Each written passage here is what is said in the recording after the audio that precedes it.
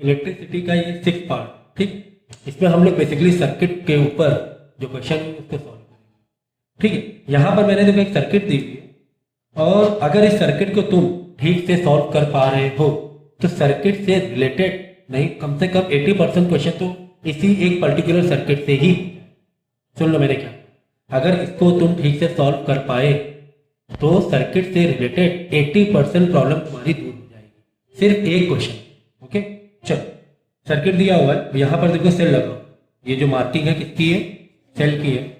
तो प्लस बड़ा वाला जो हमारा डंडा होता है वो प्लस होता है, पॉजिटिव एंड नेगेटिव। तो करंट का जो फ्लो होता है वो पॉजिटिव से नेगेटिव होता है और हम इसी तरीके से रीडिंग करें।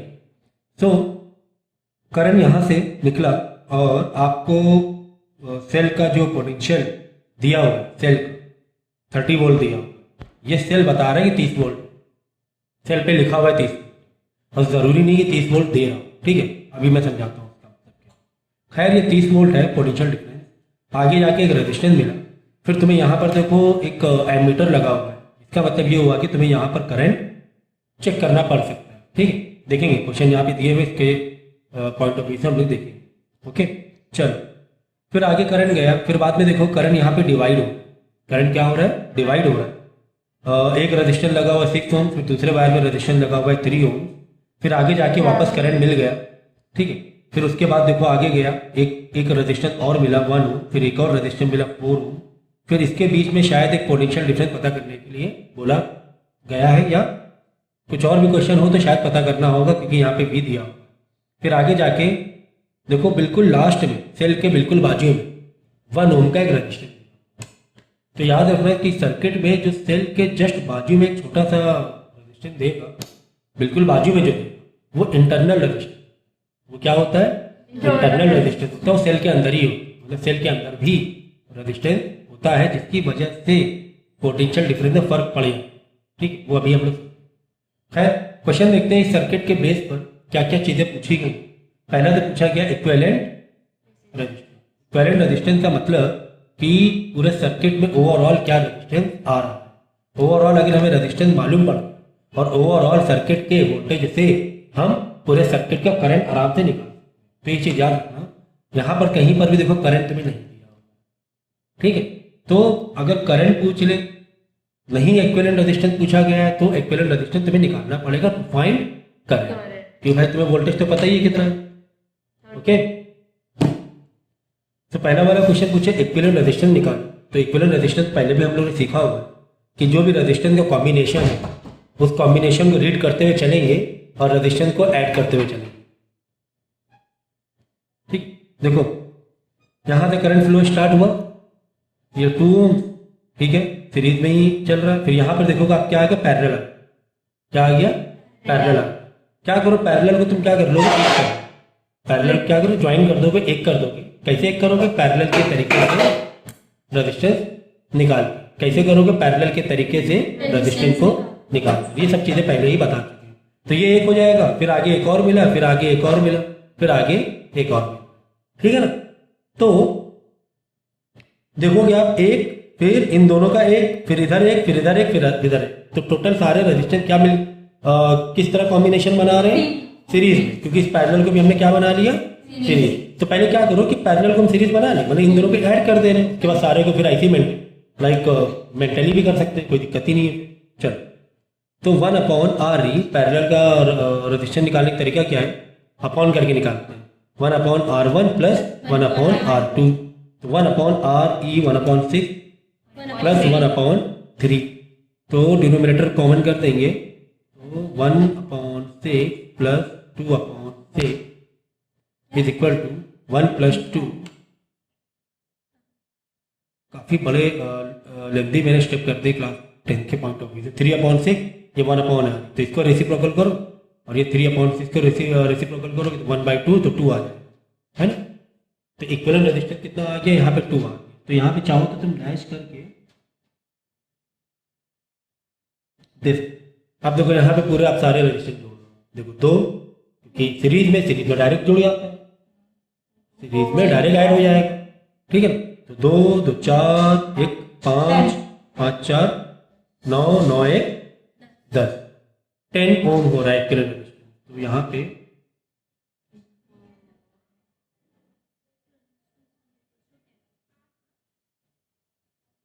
10, ओके, ठीक है ना, यहाँ तक कोई दिक्कत तो नहीं है। चल ठीक है, इसका आंसर 10 होगा। अब देखो अगला क्या पूछा गया, reading of blue ammeter. Blue ammeter मेरे ख्याल से, चलो यहाँ पे मैं दे देता हूँ, कलर तो दिया नहीं मैंने, मैं इसको 1 दे देता हूँ, ठीक है। तो ब्लू, चलो इसके मैं ब्लू करता हूँ, ठीक है, समझे, ब्लू। फिर black ammeter, black black black, दूसरा एमीटर कहाँ पर दिखा, ये इसका मैं बताया तो ब्लैक, ठीक है, ये ब्लैक है। मीन्स आपको सिर्फ एक आइडेंटिफिकेशन दी है बस, या एमीटर 1 एमीटर 2 एक आइडेंटिफिकेशन दी, ठीक है, इसमें कंफ्यूज मत हो। तो यहाँ पर मुझे करंट चाहिए।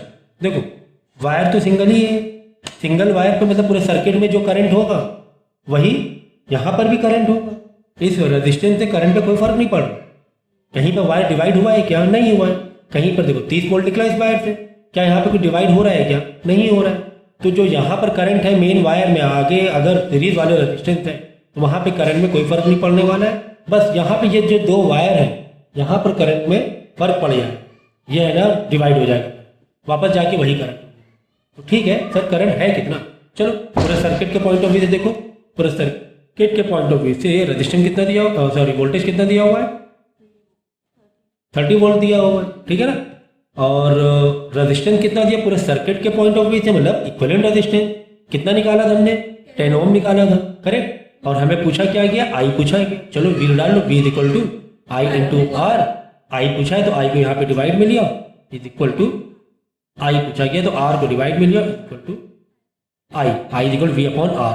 वी कितना है 30, आर कितना है 10, then you will get 3 ampere, ठीक है ना। तो पूरे सर्किट में करंट कितना आ चुका है, 3 एम्पियर आ, बस यहाँ पर ही डिवाइड हो, देख ली कोई दिक्कत नहीं है, बाकी जगह 3 एम्पियर रहने वाला है, ठीक है ना। चलो सेकेंड पार्ट भी हमने बहुत आराम से डील कर लिया। नेक्स्ट देखते हैं, पोटेंशियल ड्रॉप। पोटेंशियल ड्रॉप का मतलब होता है वोल्टेज, ठीक है ना।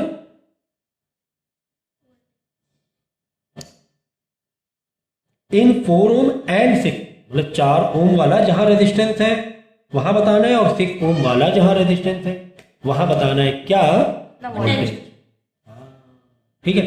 चल तो देखो अब इसको ऐसे करेंगे हम लोग, जैसा कि हमें पता है कि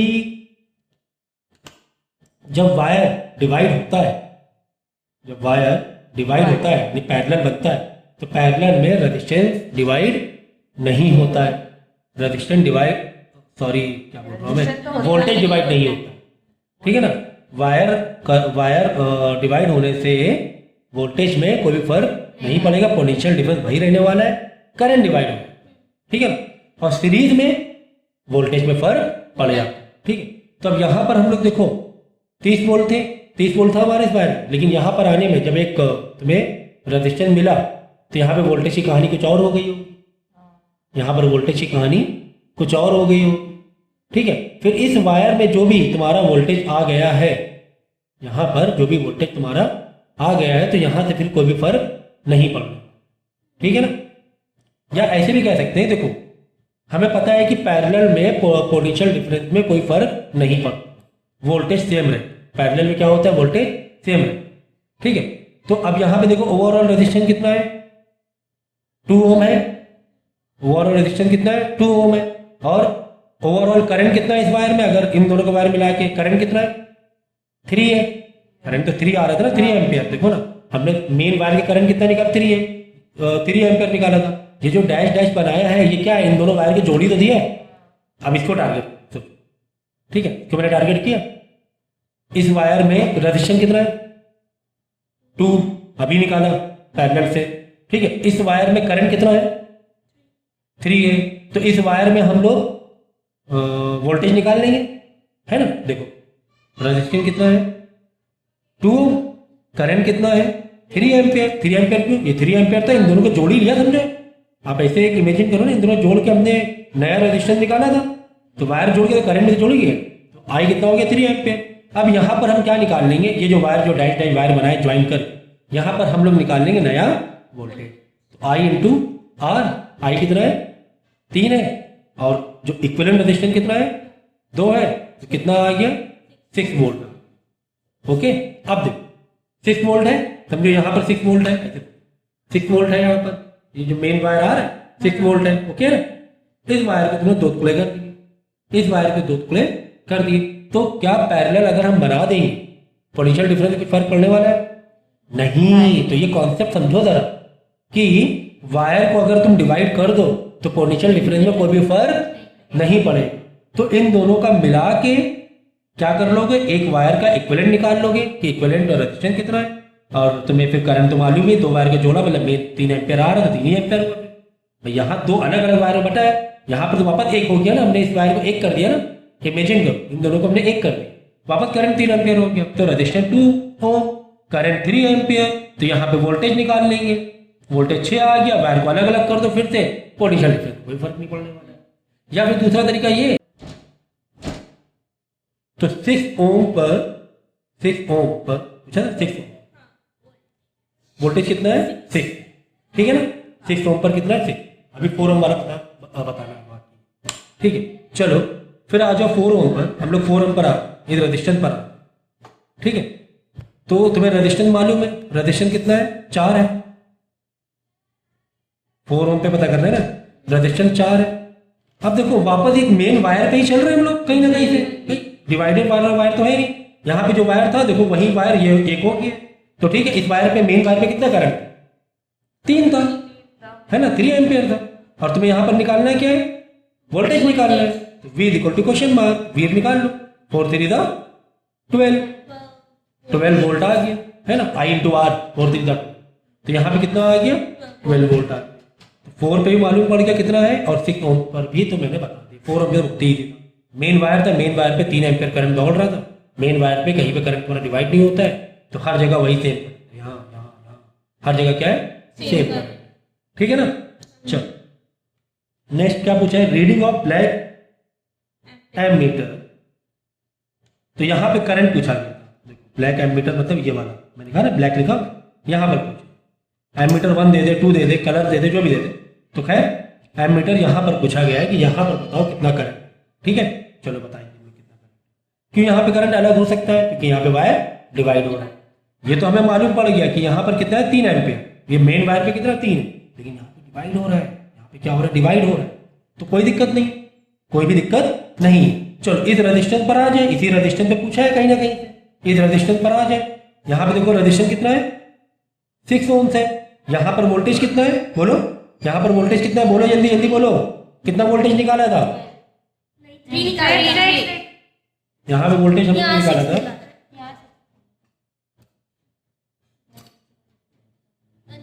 हाँ 6 निकाला, ठीक है, ये दोनों के लिए भी मतलब यहाँ से निकाल लिया था 6 हमने, ठीक है, जब वायर को एक करके 2 ओम इक्विवेलेंट था, यहाँ पर हमने कितना निकाल लिया था 6 ओम निकाल लिया था, तो ये 6 ओम दोनों के लिए 6 वोल्ट निकाल लिया था, और 6 वोल्ट ये दोनों के लिए ही, वायर को डिवाइड कर दो, हमारा पोटेंशियल डिफरेंस डिवाइड नहीं होगा, तो वोल्ट निकाला था हमने 6, ठीक है। अब हमें निकालना है कि आई निकालना है, आई इक्वल क्वेश्चन मार्क, चलो V equal to I into R हमारा, यानी V upon R, I equal to V कितना है 6, यह आ गया 1, कितना आ गया 1 एम्पियर, करंट कितना आ गया 1, फिर से बता दूं, चलो देखो जब हम लोगों ने इन दोनों वायर को एक किया तो रेजिस्टेंस कितना 2 ओम से निकाल लिया था पैरेलल, रेजिस्टेंस 2 ओम, और करंट तो पहले ही हम लोग निकाल चुके थे 3 एम्पियर, तो ये वायर समझो एक ही है, 3 एम्पियर और 2 ओम से करंट और रेजिस्टेंस से हमने इसका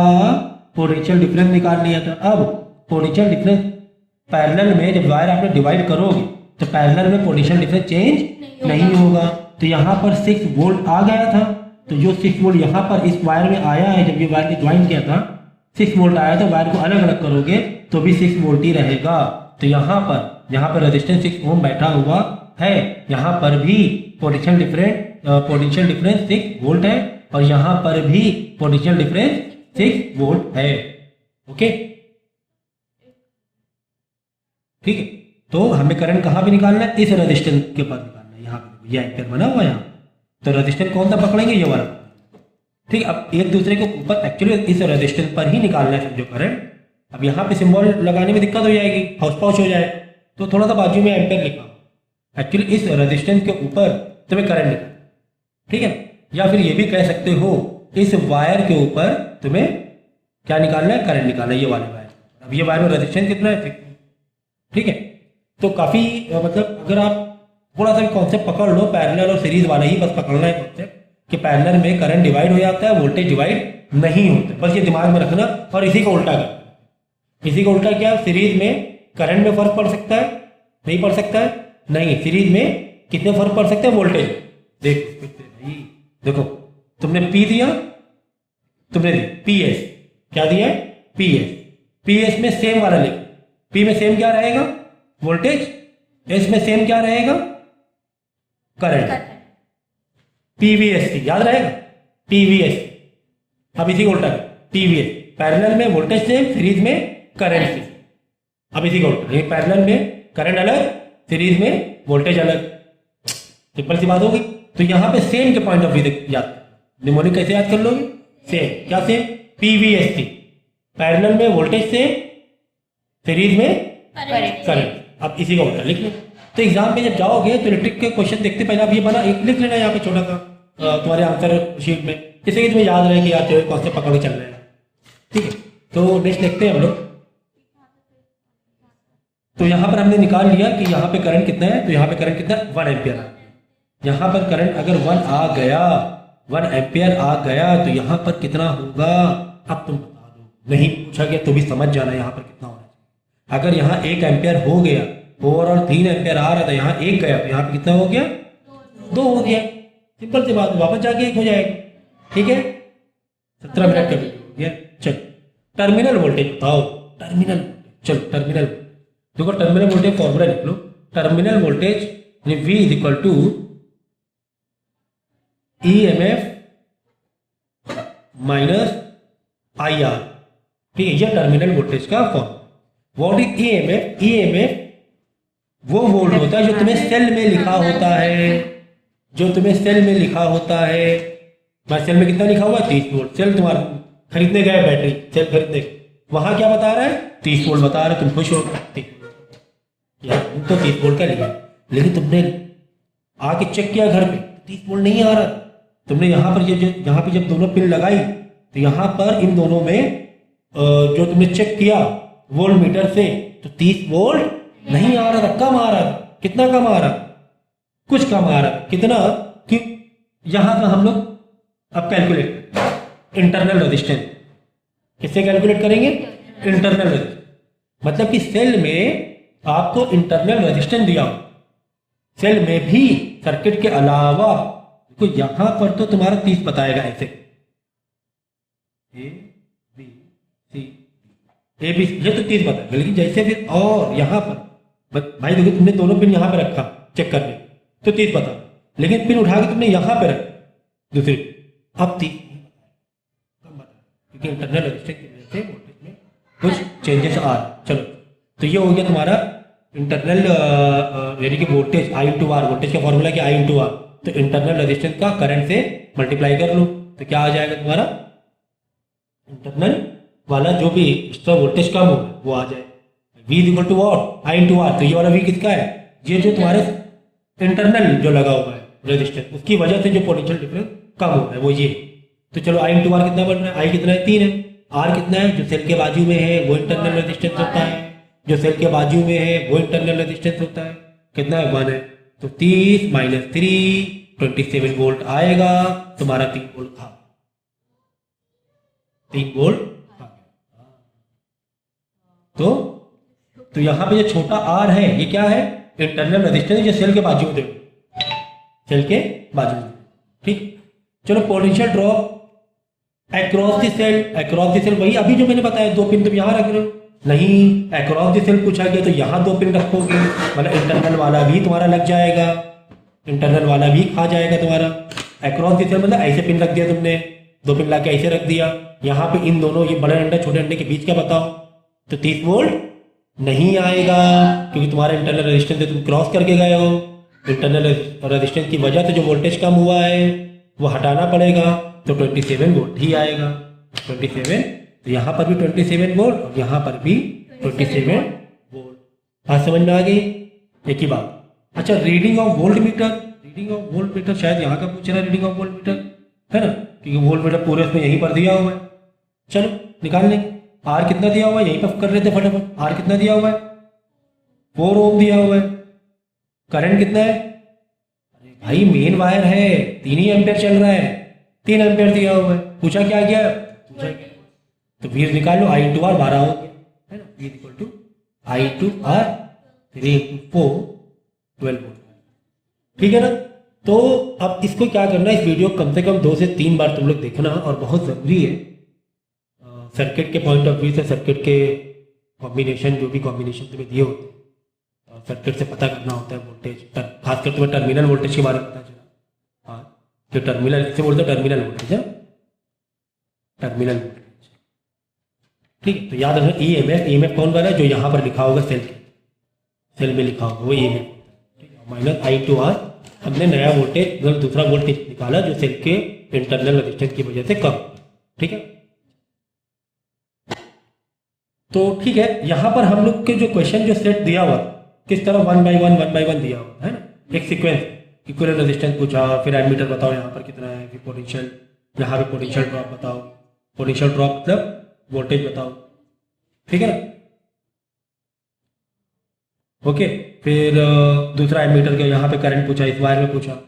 ठीक, हो सकता है एग्जाम में ऐसे सीक्वेंस ना दे, तुम्हें डायरेक्ट दे दे, तुम्हें डायरेक्ट क्या पूछ ले कि यहाँ पर करंट बताओ।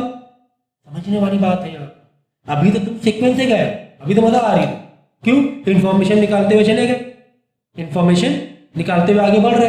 तुमसे डायरेक्ट पूछ ले क्या यहाँ पर बताओ, ये जो ब्लैक एमीटर है यहाँ पर करंट बताओ, डायरेक्ट कुछ ना, डायरेक्ट इंफॉर्मेशन दिया हुआ जो दिया था क्वेश्चन में, और डायरेक्ट पूछ ले कि ये एमीटर यहाँ पे करंट जो कि 1 एम्पीयर निकाल, तब कैसे डील करोगे, तब कैसे डील करोगे?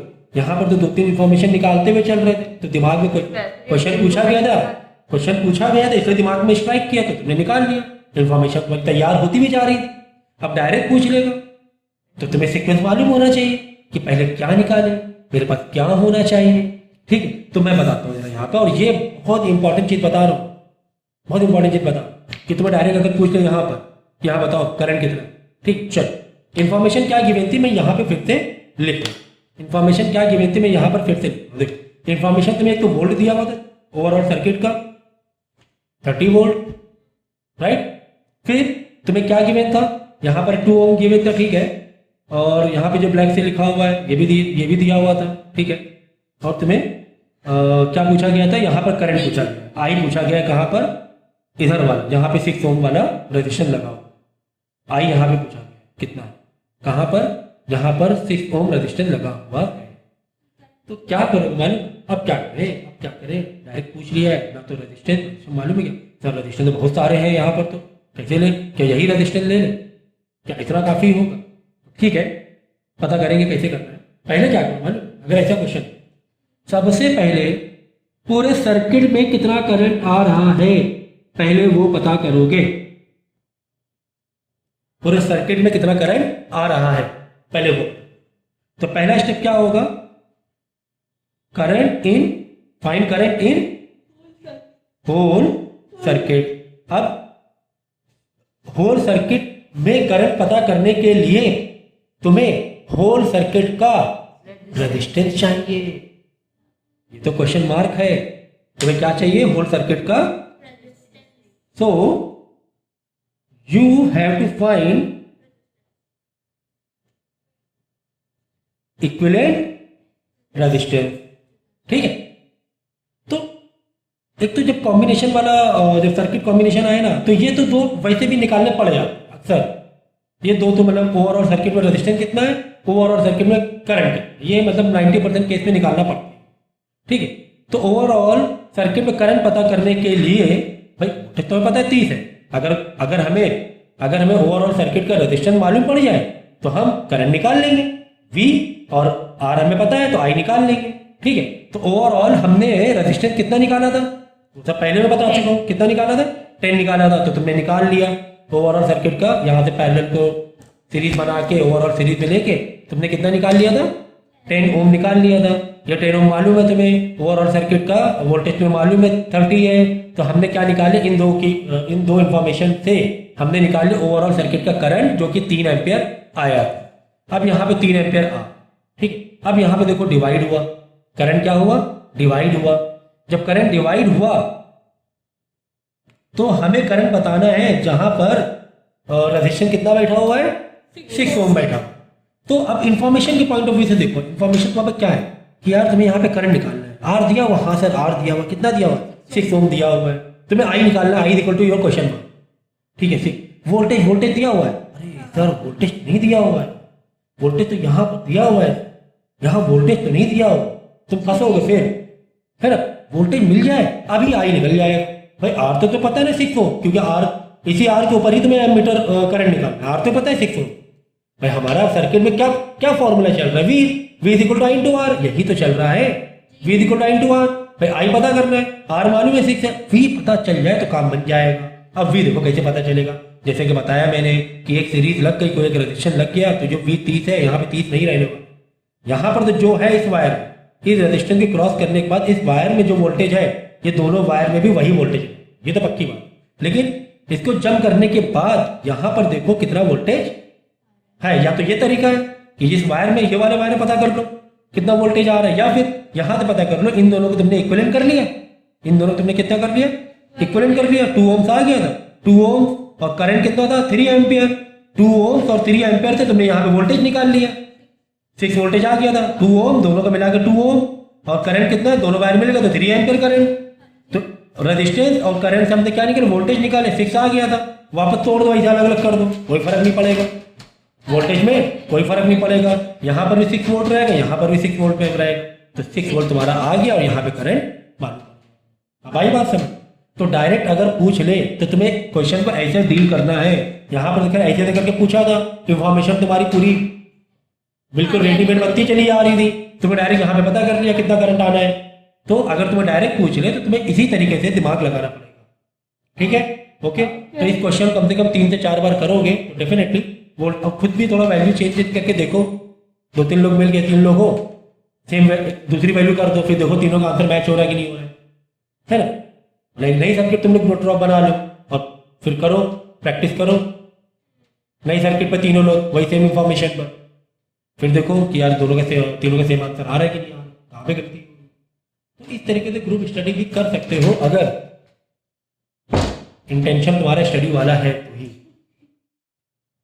तो सर्किट की हमें एक डिजाइन दी गई है, रीड करेंगे, सर्किट को डायरेक्ट रीड कर सकते हो और यहाँ पे क्वेश्चन पढ़ सकते हो क्या क्या पूछा गया। देखो ये प्लस यहाँ से निकल रहा है आपके पास, ये प्लस है ना डंडा वाला इधर, तो ये करंट ऐसे निकल रहा है फ्लो, ठीक है ना। तो आगे गए हम लोग, एक रेजिस्टेंस मिला कितने ओम्स का, 4 ओम्स का मिला है। फिर उसके बाद एक और रेजिस्टेंस मिला कितने ओम्स का, 20 ओम्स का मिला। फिर आगे जाके देखो एक ऐसे एक एक हाईलाइट किया गया, हाईलाइट इसलिए किया गया क्योंकि एक इंटरनल रेजिस्टेंस भी है सेल में, अंदर एक रेजिस्टेंस है 1 ओम का, ठीक है। और जो वोल्टेज दिया हुआ है सर्किट का 1.5 दिया हुआ है वोल्टेज, ठीक है। चलो हमें करंट निकालना है, करंट के लिए हमें क्या चाहिए बोलो, करंट के लिए हमें ओवरऑल सर्किट का करंट निकालना है, तो पूरा सर्किट का क्या होना चाहिए, वोल्टेज होना चाहिए। वोल्टेज कितना दिया हुआ, 1.5 वोल्ट दिया हुआ है, जो यहाँ पर दिया होता है ना डंडे के पास, ये समझो तुम्हें पूरे सर्किट का वोल्टेज दिया हुआ पोटेंशियल, ठीक है। फिर उसके बाद क्या चाहिए होगा, टू फाइंड करंट रेजिस्टेंस चाहिए, किस कौन सा रेजिस्टेंस, इक्विवेलेंट चाहिए। तो इक्विवेलेंट रेजिस्टेंस कैसे निकालो, सब कुछ तो सीरीज में ही है, 4 + 20 24, 24 + 25, पूरा तो क्या है सीरीज में ही है ना। तो यहाँ तो सीधा पता चल रहा है 25 क्या है, रेजिस्टेंस है। अब हमें क्या निकालना, आई निकालना है, निकाल लेना, क्या रह गया भाई, कुछ नहीं रह गया, बोलो I is equal to V into V is equal to I into R, V upon R, ठीक है। तो वी कितना है 25 और वी कितना है 1.5 और आर कितना है 25, तो कितना आ जाएगा देखो 1.5 अपॉन 25 है ना, वी अपॉन आर, तो 0.06 एम्पियर, ठीक है। नेक्स्ट देख लो, PD across the रजिस्टर, ठीक है। PD across the cell, across the B1 each resistor. Register, her resistance में हमें वोल्टेज चाहिए, हर रजिस्टेंस में क्या चाहिए, वोल्टेज चाहिए। देखो सुनो, ये बहुत ईजी, तुम्हें यहाँ पर भी चाहिए, तुम्हें यहाँ पर ही वोल्टेज चाहिए, तुम्हें यहाँ पर ही वोल्टेज चाहिए। हाँ देख लो, देखो आर कितना दिया हुआ है 4, ईच का पूछे तो ओवरऑल लेने की जरूरत नहीं, ठीक है। आर कितना दिया 4 दिया हुआ, करंट हम कितना निकाल चुके हैं 0.06, एक ही वायर है, एक ही वायर है, करंट में कोई फर्क नहीं पड़ने वाला है, हर जगह वही करंट रहने वाला है, तो 0.06। और एग्जाम में बहुत ज़्यादा देखो तुम्हें कॉम्प्लिकेटेड सर्किट देने वाले नहीं, फिर भी मैंने इससे पहले वाला जो करवाया है ना वो मतलब काफ़ी हद तक के ठीक है प्रैक्टिस करने की। आई इतना फिर क्या पूछा गया है, वोल्टेज निकालने को पूछा है, तो निकालना I into R, V equal to I into R से निकाल लेना। बाद में बोला कि P D across the cell P D, देखो यहाँ पर EMF वाला कॉन्सेप्ट आ गया, यहाँ पर EMF वाला कॉन्सेप्ट आ गया, terminal voltage across the cell word आ जाए तो क्या बोलोगे, ये क्या पूछा गया है, टर्मिनल वोल्टेज। चलो टर्मिनल वोल्टेज फॉर्मूला क्या था हमारा, EMF minus I into R, मतलब जो वोल्टेज इंटरनल रेजिस्टेंस के अंदर जो वोल्टेज हो रहा है, यहाँ पर जो वोल्टेज बन रहा है यहाँ पर। चलो कितना दिया हुआ है EMF, देखो हम क्या लिख रहे हैं EMF, देखो जो सेल यहाँ पर सर्किट के सेल के पास जो दिया रहता है ना वोल्टेज, वो EMF 1.5, तो 1.5 माइनस I पूरे सर्किट में कितना है 0.06 इंटू आर, छोटा आर कितना है 1 है ना, I इंटू आर, ओके 1.5 0.0 यही होगा, 0.06 ही होगा, तो इसको माइनस कर लेना तो क्या आ जाएगा, टर्मिनल वोल्टेज आ जाएगा, ठीक है। और ये एग्जाम में आता है इजी, ठीक है। The voltage drop when the current is flowing.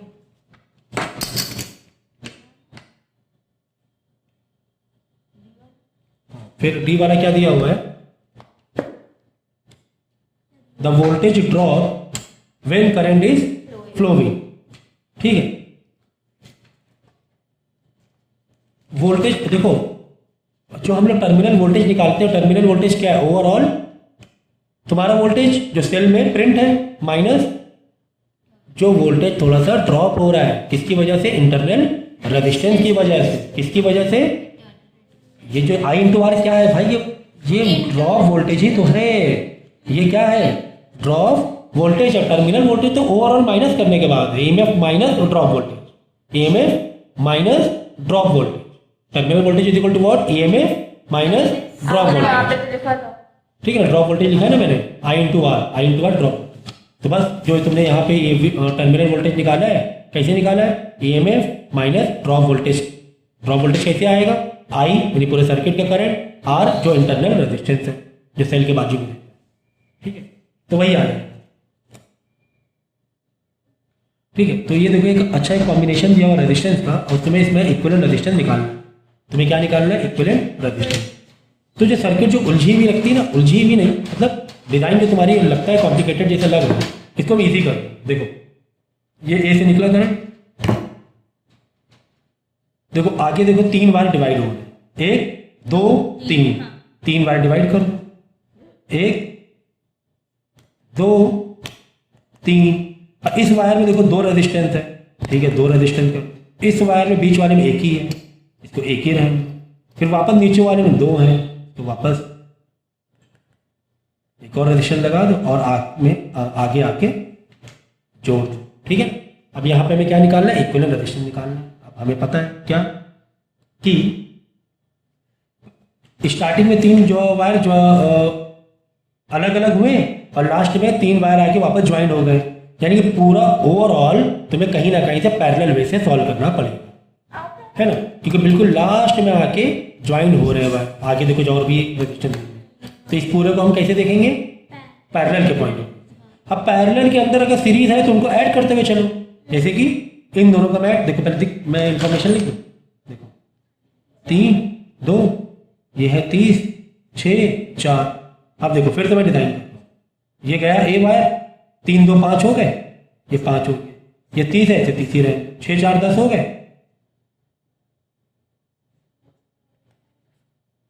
देखो 3 2 5 सीरीज को डायरेक्ट ऐड कर दिया, ये 30 रहे, ये 6 4 10 कर दिया। अब ये 3 पैरेलल हो गए, बस पैरेलल कैसे ऐड करोगे, 1/5 1/30 प्लस 1/10, और लास्ट में निकालने के बाद आंसर रेसिप्रोकल करना ना भूलना, ठीक है ना।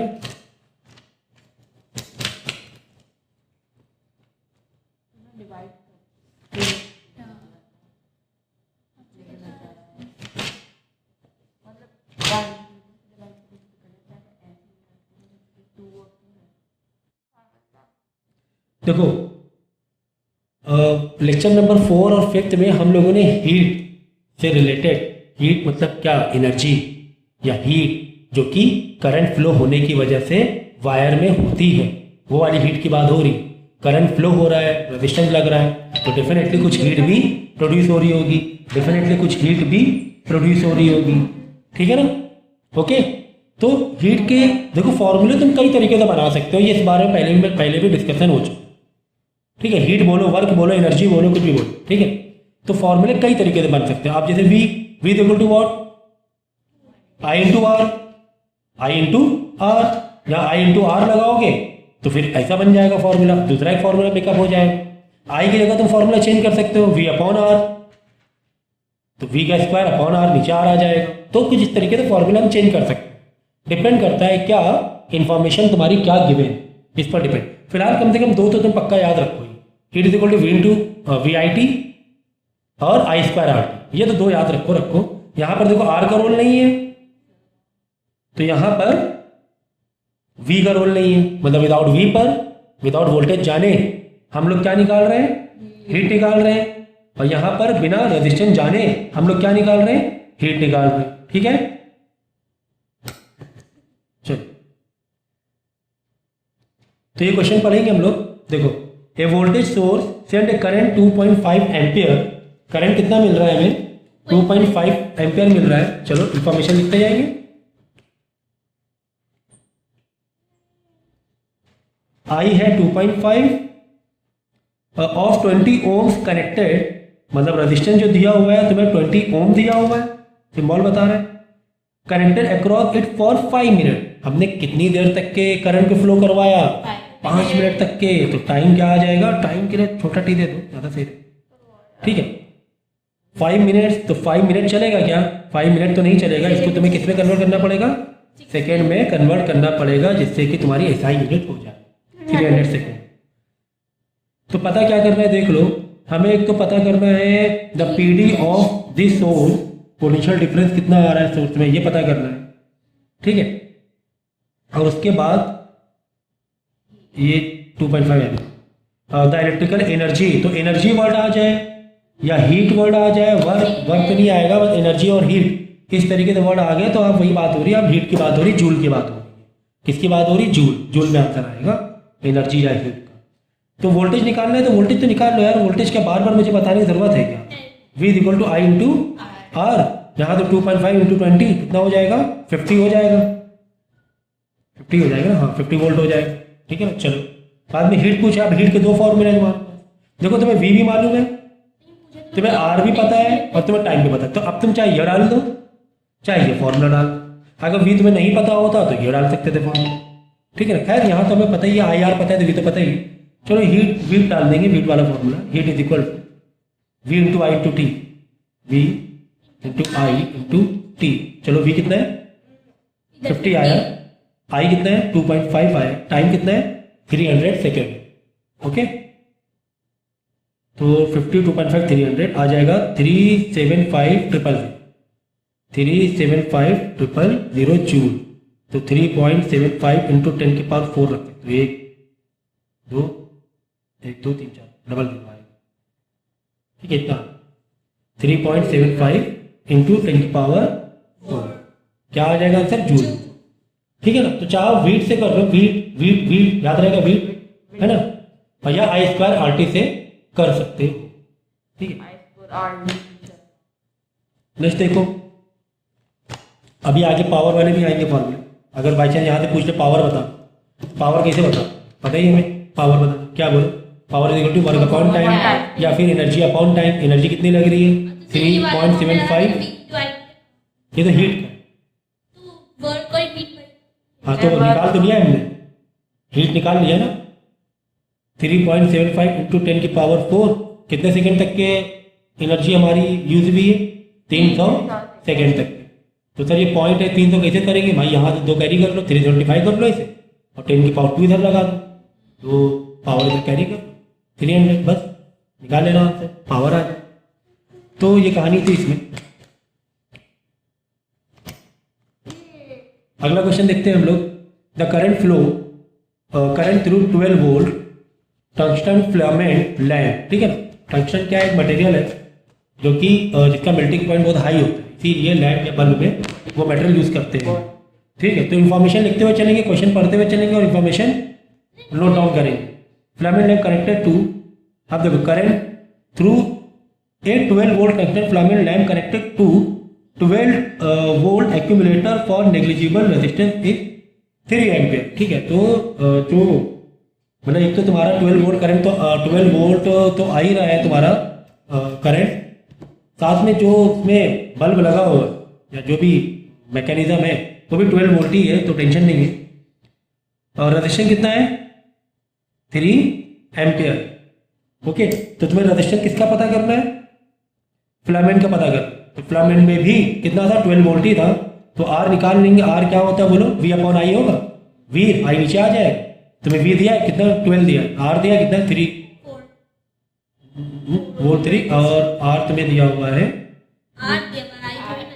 आई नहीं दिया, ओह, तो आई यहाँ पर देख लो है, आई के आई कितना है, अरे चल आई ही दिया हुआ था, आई दिया हुआ था, आई दिया, सॉरी सॉरी सॉरी, मैंने धोखे से यहाँ पे आर लिख दिया था, करंट दिया हुआ था 3 एम्पियर, करंट तुम्हें 3 एम्पियर, करंट तुम्हें 3 एम्पियर दिया। चल R is equal to V upon I कर देंगे, 12/3 कर देंगे, आंसर आ जाएगा 5। दिमाग ही नहीं चल रहा है मेरा तो आज, ठीक है। चलो नेक्स्ट देखते हैं। पावर निकालना तो यार बहुत ईजी है, क्या, वर्क अपॉन टाइम, वर्क मतलब हीट का फॉर्मूला क्या था, V into I into T upon V T, तो टी से टी काट दो तो क्या आ जाएगा, पी वी आई आ जाएगा, है ना, पी वी आई आ जाएगा, लो वी आई पी वाला formula, P equal V I P V I, P A V I याद रखो। वी कितना है, वी है तुम्हारा 12, आई कितना है, आई कितना आ गया था, 4, आई कितना आएगा 3, 12 3 था 36 वॉट, ठीक है ना। तो पावर के तो कितने आसानी से निकाल लिया हम लोगों ने, क्या, क्योंकि तुम्हें टी 30 तो रिलीज हो ही रहा है ना, तो पीवीआई निकालो सीधा सीधा। तो इससे पहले जो किया था यहाँ पर, अगर तुम्हें एनर्जी अगर डायरेक्ट दी गई तो ठीक है, डायरेक्ट मैंने डाल लिया था, नहीं तो फॉर्मूला डालोगे तो P is equal to V I करोगे, V I T upon T, तो टी टी कट जाएगा, तो वी आई डायरेक्ट निकाल लेना, power is equal to V into I, power is equal to V into I, ठीक है। चलो नहीं, देखो क्या पूछा गया कि the electrical energy in kilowatt hour consume in 5 hour, तुमने 5 घंटे चलाया, तुमने लैम्प कितने घंटे चलाया, 5 घंटे, पहले टाइम लिख दो, पहले क्या लिख दो, टाइम कितना आएगा 5 आवर्स, तो क्या तुम सेकंड में चाहो तो बदल सकते हो, लेकिन यहाँ पे किलोवाट पर आवर ही पूछा गया है, तो तुम आवर्स में भी ले सकते हो, लेकिन तुम्हारा वॉट यानी पावर क्या होना चाहिए, किलोवाट, ठीक है। इलेक्ट्रिकल एनर्जी के बाद पूछ रहे हैं, वर्क पूछ रहे हैं, work is equal to question mark, तो अगर तुम्हें वॉट पावर मालूम है, अगर तुम्हें पावर मालूम है तो power is equal to work upon time से वर्क निकाल सकते हैं, वर्क क्या आ जाएगा, power into time is equal to work, है ना। द इलेक्ट्रिकल एनर्जी यानी वर्क ही तो पूछ रहा है, पावर कितना आ गया था, पावर देखो कितना आया, पावर तुम्हारा आया था 36 वॉट आया था,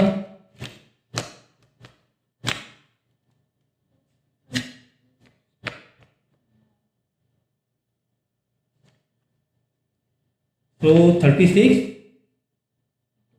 इंटू टाइम कितना दिया हुआ है, 5 दिया हुआ है, ठीक है। तो ये वर्क है, वॉट नहीं वर्क, कितना आ गया 180,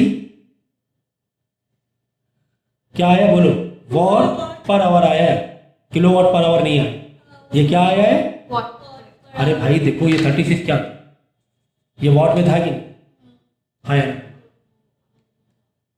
कि नहीं, और ये टाइम कितना आवर्स में दिया हो, ये वॉट, ये पावर कैसे आया था मालूम पड़ा, वी इंटू आई से, वी कितना दिया हुआ था 3, वी दिया था 12 और ये दिया हुआ था 3, 12 into 3, V into I to V, ठीक है। तो 36 क्या आ गया, वॉट आया, लेकिन तुम्हें पूछा किसमें गया है, किलो वॉट, तो डिवाइड बाय 1000 करते, क्या दिक्कत, कोई दिक्कत है, कोई भी दिक्कत नहीं है। 1 2 3 1 2 3, तो 0.18 किलो वॉट आवर के हिसाब से, ठीक है।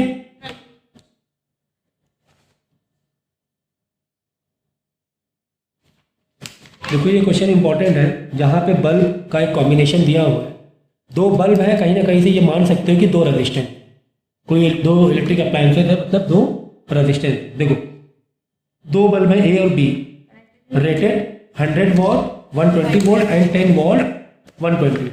देखो ए की इंफॉर्मेशन, यहाँ बी की इंफॉर्मेशन। यहाँ पे ए के लिए क्या दिया हुआ है, power 100 watt end voltage 120 volt. D के लिए क्या इंफॉर्मेशन दिया, पावर कितनी दी गई है, 10 वॉट और वोल्टेज 120 वोल्ट, ठीक है। ये दो information, they are connected in parallel,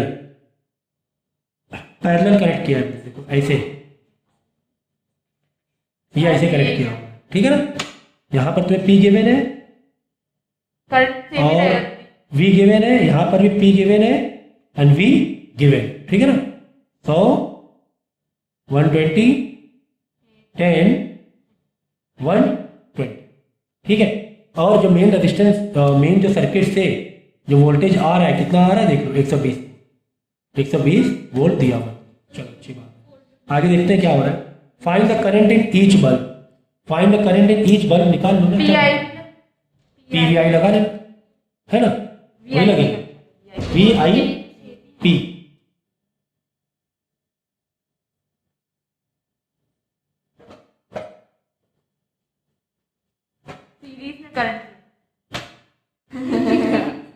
ठीक है, तो तुम्हें ईच बल्ब है, समझो ये जो रजिस्टर है ये बल्ब है, ओके, ये क्या है, बल्ब है। यहाँ पे एक बल्ब लगा, पैरेलल में लगा हुआ है। यहाँ पे देखो P इंफॉर्मेशन गिवन है, हाँ दी हुई है, V दिया हुआ है, हाँ दिया हुआ है।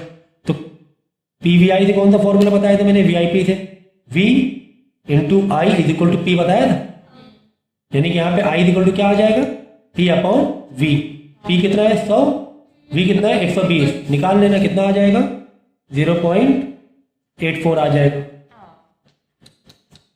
ओके। ठीक, इसी तरह यहाँ भी निकाल लेना, क्या 10 मतलब P upon V, I is equal to what, P upon V, 10 upon 120, तो यहाँ पर कितना आ जाएगा 0.84 नहीं आएगा, 0.084 आएगा, 0.08, ठीक है ना, ओके।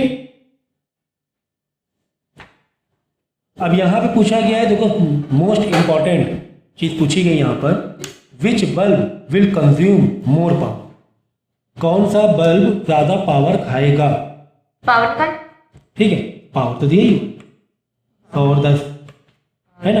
बात कंजम्पशन की हो रही, बात किसकी हो रही, कंजम्पशन। देखो करंट का, power consume by bulb A will be 100 watt and by the bulb B will be 10 watt as per their rating, since both bulb operate at their rated voltage, उसका रेटेड वोल्टेज क्या है 120। Obviously bulb A will with rating 100 watt 120 volt consuming more power than bulb B with rating 10 watt 120।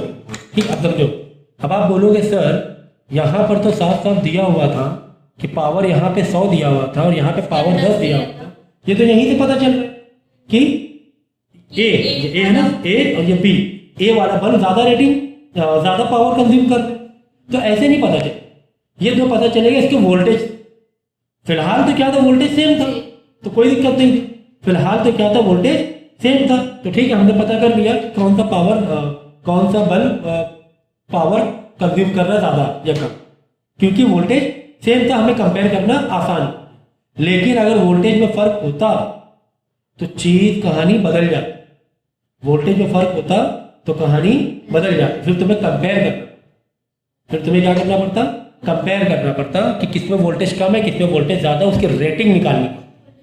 क्या निकालनी पड़ती, rating निकालनी पड़ती, किसकी rating ज्यादा है वो ज्यादा कंज्यूम करेगा, जिसकी रेटिंग कम है वो तुम्हारा लेस कंज्यूम करेगा। ठीक है, अब इस वाले क्वेश्चन से तुम्हें समझ में आएगा कि which bulb will consume more power, और ये एग्जाम में आता है क्वेश्चन, ध्यान से देखना, ठीक है। हम लोग पढ़ेंगे और सर्किट को डिजाइन करते हुए चलेंगे।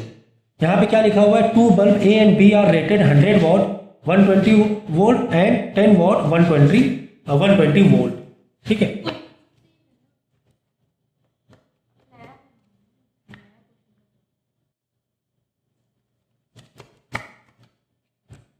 ठीक, are connected across 120 volt source in series, ये इंपॉर्टेंट है। वहां पे क्या था, इसमें पावर कंजम्पशन सेम क्यों आया, क्योंकि यहां पर क्या था, पैरेलल में था, यहां पर क्या था, पैरेलल में था। पैरेलल में वोल्टेज सेम रहेगा, वोल्टेज क्या रहता था, सेम रहता, कोई टेंशन वाली बात नहीं थी, ठीक है ना। ओवरऑल 120 था, दोनों में सेपरेट भी 120 था, तो क्या हो रहा था कि दोनों ही बल्ब हमें डायरेक्ट पता चल रहा था कि कौन सा ज़्यादा पावर कंज्यूम कर रहा है। तो जिसका 100 वॉट है वो ज़्यादा कंज्यूम कर रहा है, जिसका 10 वॉट है वो कम कंज्यूम कर रहा है। लेकिन अगर पैरेलल में नहीं है सर्किट, अगर सीरीज में है, सीरीज में क्या होता है कि तुम्हारा पोटेंशियल डिफरेंस अलग अलग हो जाता है। तो यहाँ पर तुम्हें बताना पड़ेगा, जब तुम्हारे बल्ब किस में कनेक्ट है, सीरीज में कनेक्ट है, ठीक है। तो सीरीज में कनेक्ट करवाए, 120 वोल्ट निकला तुम्हारा यहाँ से, बल्ब मिलके तुम ऐसे मारो साइन, ठीक है। ये हुआ, ये हो गया ए बल्ब, फिर आगे गया, फिर दूसरा बल्ब, ये हुआ हमारे डिजाइन, ये हो गया बी, ओके। ए और बी देख लो, यहां पर 100 वॉट है और 120 वोल्ट है, यहां पर 10 वॉट है और 120 वोल्ट, ठीक है। तो ये जो 120 वोल्ट दिया हुआ है ना, ये इस बल्ब की कैपेसिटी दी गई, बात समझो, बात समझो। यहाँ इस बल्ब की कैपेसिटी दी हुई कि 120 वोल्ट तक के ले सकते, 100 वॉट तक के इसका कंजप्शन है, रेटिंग, ठीक है। तो लेकिन यहाँ पर आपको रेजिस्टेंस निकाल के नया एक तरीके से तुम्हें पावर निकालना पड़े कि कौन ज़्यादा कंज्यूम कर, कौन ज़्यादा कंज्यूम कर, ठीक है ना। चलो, तो पहले हम लोग क्या करेंगे, यहाँ का रेजिस्टेंस निकाल लें, पहले है ना ईच बल्ब का रेजिस्टेंस निकाल लेते हैं। तो ये पावर है, ये क्या दिया, वोल्ट दिया हुआ है, रेजिस्टेंस निकाल, रेजिस्टेंस इज इक्वल टू, बोलो पावर के रिलेशन, पावर के रिलेशन बोलो, power is equal to V square upon R होता है। देखो फॉर्मूले तुम्हें नहीं याद हो रहे तो ऐसे देख लो फॉर्मूले, देखो सिंपल सा फॉर्मूला याद रखो, क्या, P is equal to V into I. अब आई का तो रोल, हमें आई से तो कोई मतलब नहीं है, हमें फिलहाल क्या चाहिए, आर चाहिए, तो आई को हम किस में कन्वर्ट कर देंगे, वी तो चाहिए, वी तो दिया ही हुआ है, हम आई कन्वर्ट कर देंगे आर में। तो P is equal to V और I is equal to watt, V upon R, V upon R. तो अब पावर क्या आ गया, वी स्क्वायर अपॉन आर आ गया। अब हमें आर चाहिए तो आर को ऊपर रख दो, पी को नीचे ले आओ, आर चाहिए, आर को ऊपर रख देंगे, पी को नीचे ले, तो वी स्क्वायर अपॉन आर, ठीक है। तो 120 का square upon R, R R क्या लिख रहे हैं यार, पी, आर ऊपर आएगा, पी नीचे आएगा ना, पी कितना दिया हुआ है 100, ठीक है, ठीक है, आर को ऊपर लेके पी नीचे।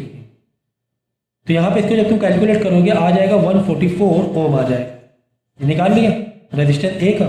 चलो रेजिस्टेंस बी का भी निकाल लेते हैं, ये पी दिया हुआ है, ये बी दिया हुआ है, आर इज इक्वल टू हम फॉर्मूला क्या निकाल चुके हैं, वी स्क्वायर अपॉन पी निकाल चुके, वी स्क्वायर अपॉन पी निकाल चुके, आर इज इक्वल टू, तो वी स्क्वायर कितना दिया, यहाँ पर भी 120 का स्क्वायर है, लेकिन यहाँ पे जो पी है वो 10 है, तो यहाँ पे कितना आ जाएगा, आर 1440 ओम आ जाएगा, ठीक है। ये दोनों आर निकाल लिए, दोनों जगह के रेजिस्टेंस निकाल लिए, ठीक है। अब पूरे ओवरऑल सर्किट का रेजिस्टेंस निकाल लें, ओवरऑल सर्किट सीरीज में है तो इक्विवेलेंट रेजिस्टेंस कितना हो जाएगा, 144 प्लस 1440, 144 प्लस 1440 हो जाएगा 1584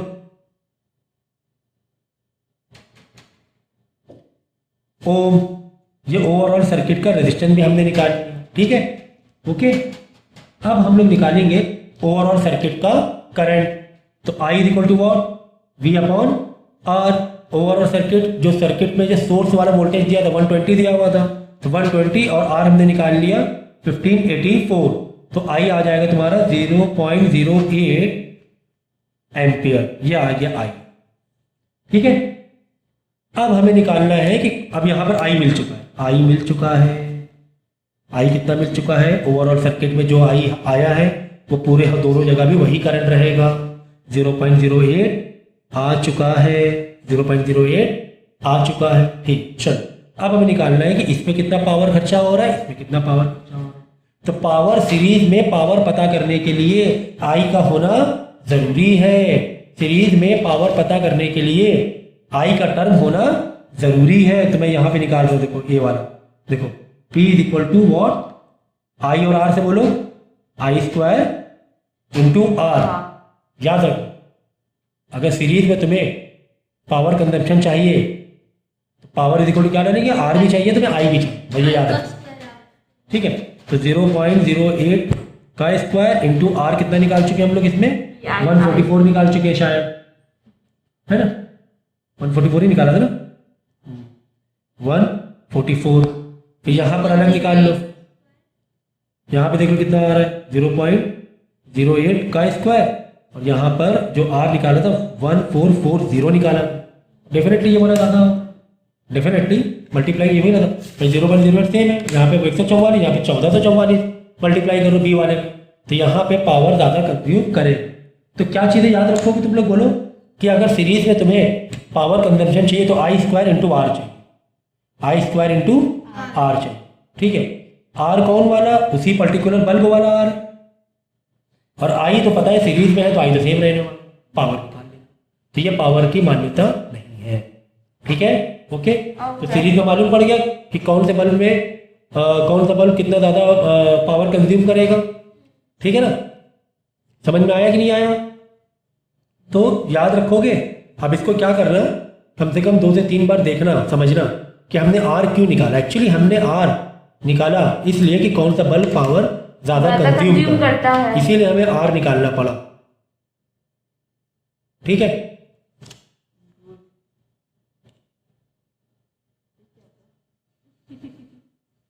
और आर इक्विवेलेंट क्यों निकाला, आर इक्विवेलेंट इसलिए निकाला क्योंकि करंट निकालने के लिए, पूरे सर्किट का करंट निकालने के लिए पूरे सर्किट का आर होना जरूरी था। अरे भाई 120 वोल्ट तो तुम्हें दिया ही हुआ था पूरे सर्किट, और सर्किट में हमें करंट चाहिए, तो उसके लिए ओवरऑल सर्किट का रेजिस्टेंस निकालना था, तो इसलिए हमने आर इक्विवेलेंट निकाला। और आर इक्विवेलेंट के लिए सेपरेट आर तो निकालना ही था, और सेपरेट आर की हमें जरूरत भी थी आगे पावर को। आगे बात समझ में?